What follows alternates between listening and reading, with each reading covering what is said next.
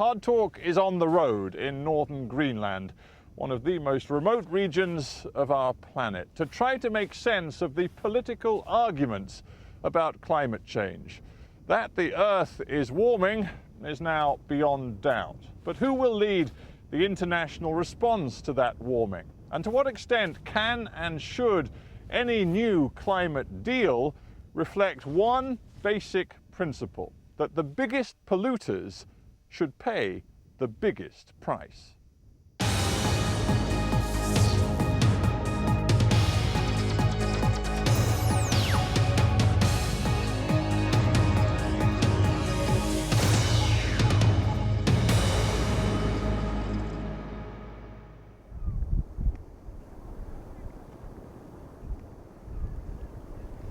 In summer, darkness never comes to western Greenland.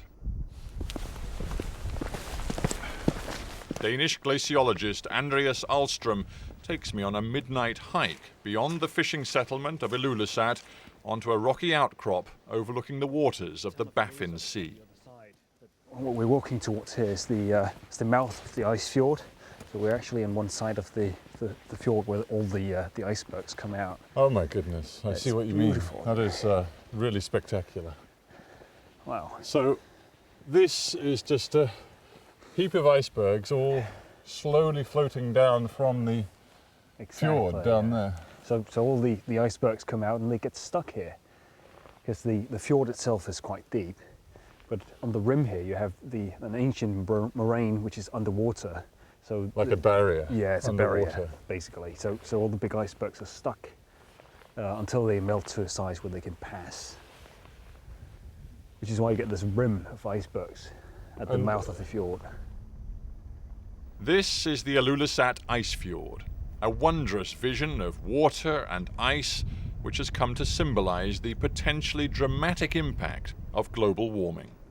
During the last 10 years, it's receded 15 kilometers. So in 10 years? Actually, much less, because it really happened mostly over 1 year. So you have the whole tongue of the glacier basically disintegrating rather than retreating. Why? Why is that happening? Well, there's been a lot of speculations what happened, because not only do we see a disintegration, but we also see a huge acceleration in the glacial flow. So what was already the fastest glacier in the Northern Hemisphere has now doubled its speed. So it used to be 7 kilometers per year, which is very impressive for ice. And now it's 14 to 15 kilometers per year. I mean, that's scary. What you're describing is a massive glacier, and this is a thing that's kilometers wide. Yeah. And it's sort of just disintegrating. Basically, yes. We're struggling to actually explain the speed of things. What we used to think that ice sheets like the Greenland ice sheet behind us would react on very long timescales. Yeah. But we're seeing reactions not in 100 years, but in 1 to 2 years. So something is really pushing this thing. Are you absolutely sure that this is all connected to the warming of our planet? Well, as I'm heading a monitoring program for the Greenland ice sheet, I get around the entire ice sheet margin. So I don't just take the tourist view of a single glacier. And we see evidence of retreat and marginal retreat, not just glaciers like this one, but quiet parts of the margin retreating as well. So what we see is really the ice sheet responding both to a warmer ocean in the big glaciers like this one, and also to warmer temperatures in the atmosphere, where the melt on the quiet part of the margin is taking place. Yeah, but it's a very complicated business, and the skeptics point out that there are places you can find on our planet where ice sheets are growing. You take the Greenland ice sheet, for example. What we really see is the typical reaction of an ice sheet in a warmer climate. You'd have more melting at the margins, but you also have more precipitation falling on top of it, simply because warmer air contains more humidity and will cause more precipitation. If this continues in this particular site, this rate of disintegration of the glacier, what ultimately happens to this glacier? Well, if you ask me, I think it's reached as far back as it can, because we don't have any glacier tongue in this case anymore. It's basically all the way back in the ice sheet into itself. The ice sheet itself. Sort of incised in the ice sheet now. So the only thing that might happen at this point, if the ice sheet behind it keeps thinning because of the accelerated ice loss, then possibly water might penetrate further into the deep trough that is behind the glacier as it is now, and that might accelerate the ice loss further. But we will not see more retreat, but we will possibly see more ice coming out.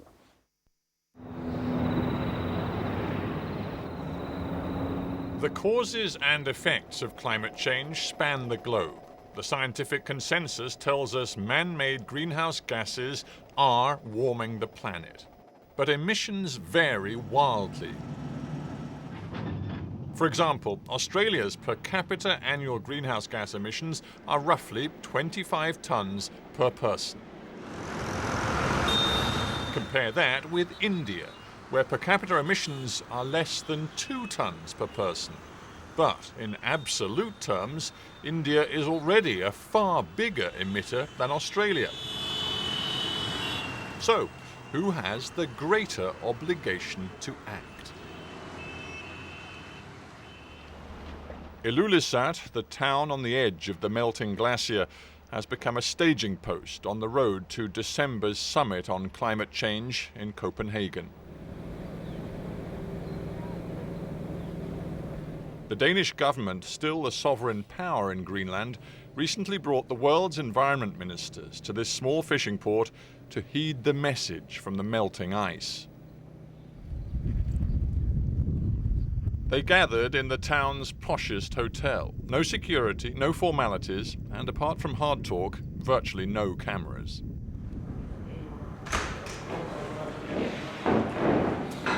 The idea was to encourage politicians to be relaxed and candid, free from the pressures of a domestic political audience.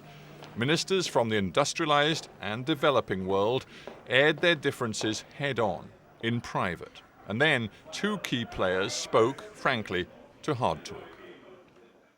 Ministers Penny Wong and Sham Saran, welcome both to HARDtalk. Good to be with you.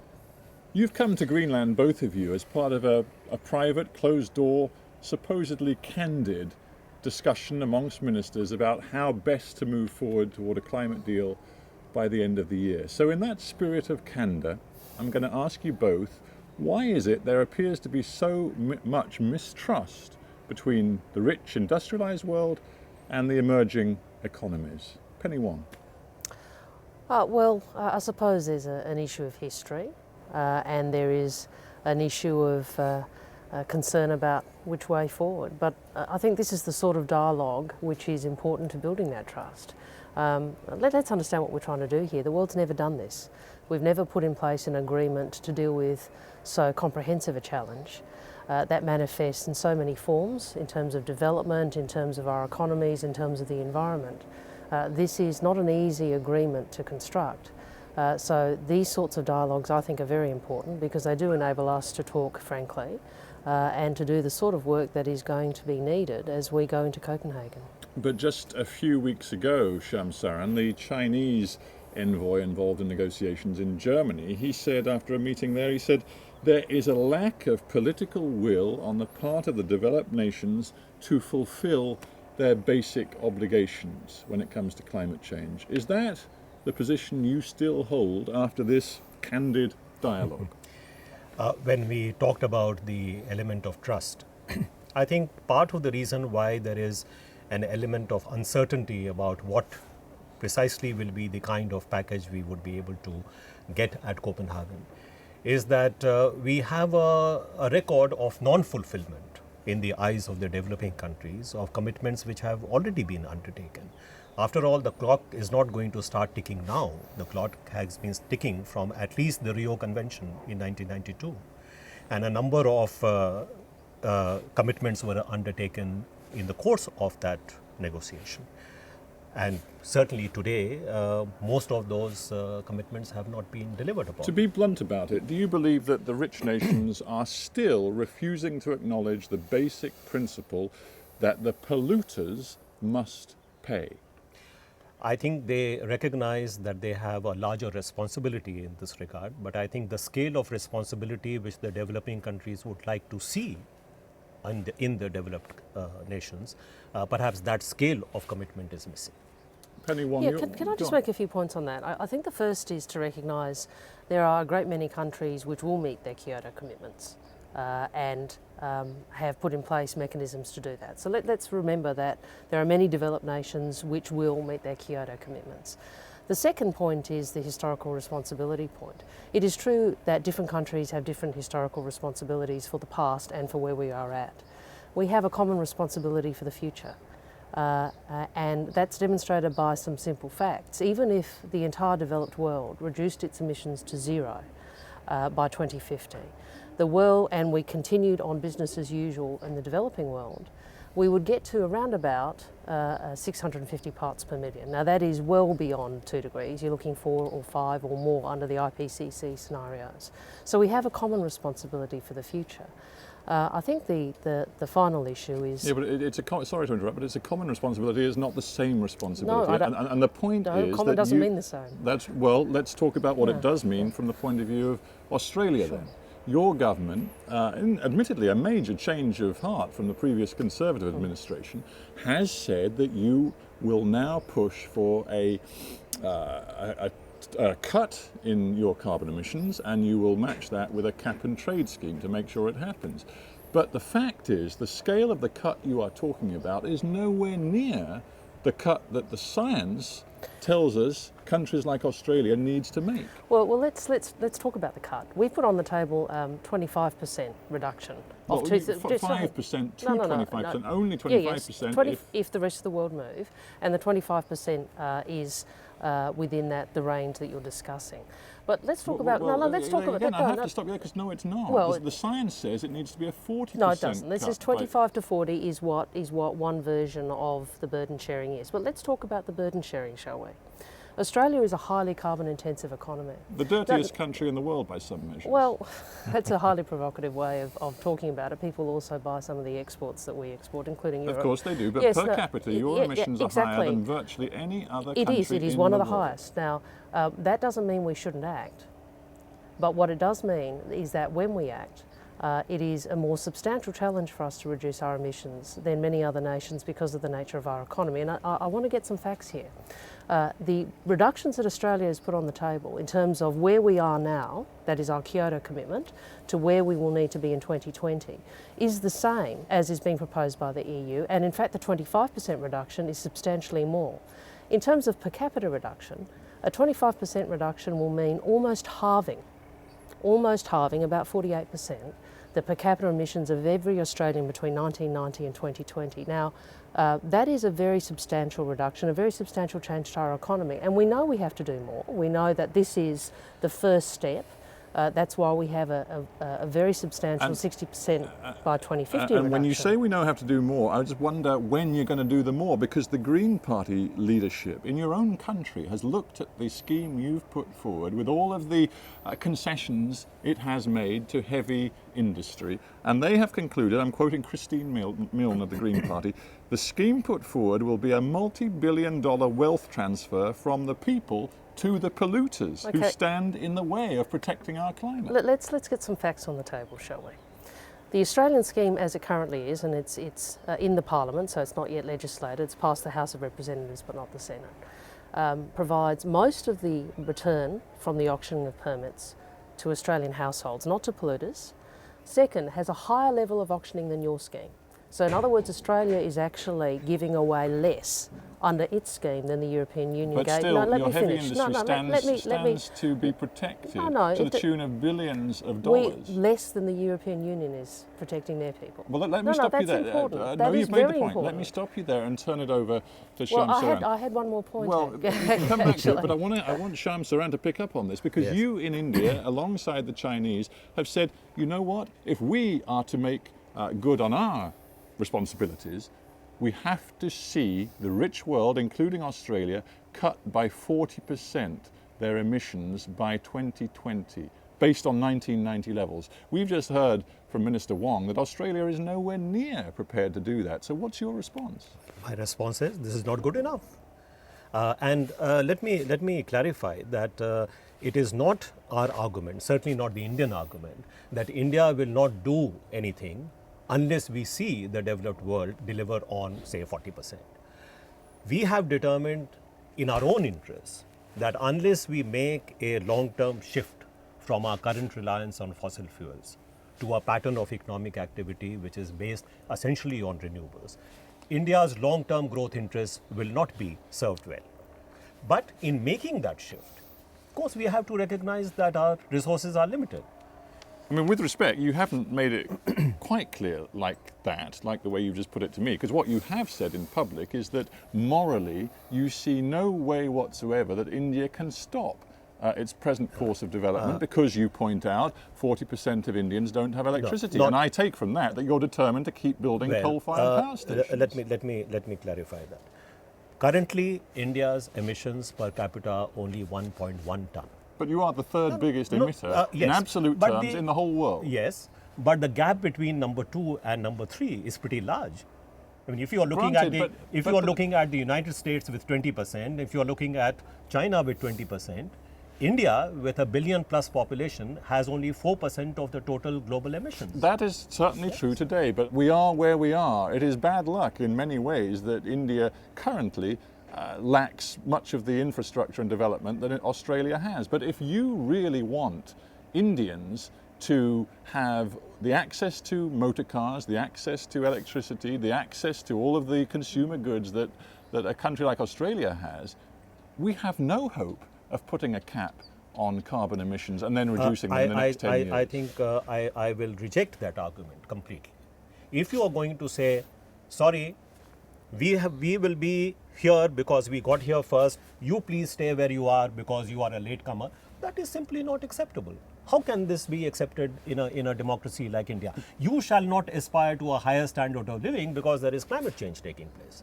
I'm sorry. But will there you is at no least, way will that you I at can least, sell that argument in a democracy but like will you India. at least accept, if not real cuts, that you will have to make a commitment not to pursue, it's called business as usual, that you will have to curb your emissions? We have already conceded that whatever we can do with our own resources, we will do, not because you are asking us to do it. We will be able to deviate from business as usual, but provided that deviation does not impact adversely on our growth prospects and it is supported by financial resources and appropriate technology. If that is available, I am willing to do much more than I am currently able to do with my own resources. Well, let's talk figures. Gordon Brown in the UK said that he believed perhaps $100 billion a year might be the sort of figure that the rich world has to essentially put into technology transfer, financial help, adaptation and mitigation efforts in the poorer emerging economies. Is that the sort of figure you think? I think I would welcome the initiative taken by Prime Minister Brown, because at least for the first time somebody has put a figure on the table. And is it a figure that you also think is ballpark right? Look, I think it's not enough, but what I'm saying is it's a good initiative in terms of at least putting the figure on the table. Let's hear the minister from one of the rich countries tell us whether she thinks it's enough. well, I mean, I think the reality is we're going to see financing scaling up over time. I think the contribution by the British Prime Minister has been a very useful one. So in a worldwide recession where a country like Australia clearly has to worry about joblessness at home, has to worry about budget deficits, you're still prepared to sit here and say, you know, we'll front up, we'll provide whatever our share will be, maybe several billion US dollars to say the least, to give to countries like India. Well, what I'm saying is that there will need to be a comprehensive financing package. It will need to include public commitments, and Australia will, as other developed nations, have to look at what we need to put on the table. Okay, we understand that, but it will also need to work. We will also need to leverage private sector financing. And the key to that is domestic cap and trade systems, such as the one we are putting forward in Australia. There is a concern, we've seen it on the floor of the US House of Representatives, we've heard it from the mouth of President Sarkozy, a concern in the rich world that technology transfer will lead to India and China, emerging economies which are increasingly powerful, actually scoring a real advantage. You will get technologies which you want, you will manufacture cheaper, and you will then flood the market across the world in a way which damages industries in the rich industrialized West. Yeah, this is the argument of the level playing field, that we must ensure that. What level playing field are we talking about? What is the comparison between the level of development which India enjoys today, the standard of living that Indians enjoy today, and what you have in the United States and the UK? I think this is a rather false argument. I think this is leading us towards the justification for doing protectionism under a green label. So, Minister, will you guarantee, well, let's hear what the Minister in Australia says. Minister, will you guarantee that your, say, your aluminium industry, a very important industry in Australia, or indeed your coal sector, will not be protected in any way against people who aren't subject to the same targets and emissions cuts in a country like India or China? You won't protect your heavy emitting industry. This is one of the most difficult policy questions that we've confronted, and Australia, as you say, because we have so many, what did you call them, dirty industries that employ a lot of people, it is a question we've had to look at very closely. So you will protect them, is that what you're saying? Would you like me to finish? I'm just trying to nail you down. No, I'm about to tell you. What we chose to do was to provide assistance within our emissions trading scheme, rather than to go down the path of any kind of protectionist approach. Australia has a long-standing position around an open economy, freer world trade, and we have sought to ensure our system is consistent with the approach we've taken, for example, on agriculture. What I find fascinating is that the two of you clearly are happy to be, open with each other, but you're not really changing your positions. And we sit here in a place which symbolises better than any other the urgency of the situation, and yet I don't feel you're changing. Can I just say something about that? We were elected elected in 2007. We ratified the Kyoto Protocol. We commenced a process immediately of putting in place our cap and trade system. Yeah, but Minister, I'm sorry to interrupt, but is it not true that you have also delayed the implementation of your cap and trade system by a year? It is, by a year. We have also put legislation before the Parliament. We don't have years to waste. For a fourfold increase in renewable energy. So in 18 months, this is what we've done. And the reason we're doing this is because we do understand the urgency. So why delay for a year? Well, frankly, it was for reasons of the financial crisis, and also we thought it was very important, whilst we delayed the implementation of the actual trading scheme, that we legislate it so we give the signal to investment. I mean, this is a structural change to our economy. It's a structural change to the global economy, and we have to start this process. A final thought then. You're both in positions of great responsibility. And over the next 6 months, there is going to be a huge spotlight on you both and both of your governments. Do you feel personally that you cannot afford to fail, and that you will, one way or another, find your way to difficult compromises that will get a deal done? I can only speak for India. I think we will make every effort possible to get a successful deal, because the alternative will be much worse, not only for us, but for the rest of the world. Well, we know what climate change means for Australia. We're already experiencing it. So we think it's not only morally right, but it's in our national interest for there to be an international agreement. We're very focused on getting one. Penny Wong and Sham Saran, thank you both very much for being on Hard Talk. Thank you. Thank you very much indeed. Thank you very much. Thanks, Minister. Thank you. Thank you, Pink. Enjoy this.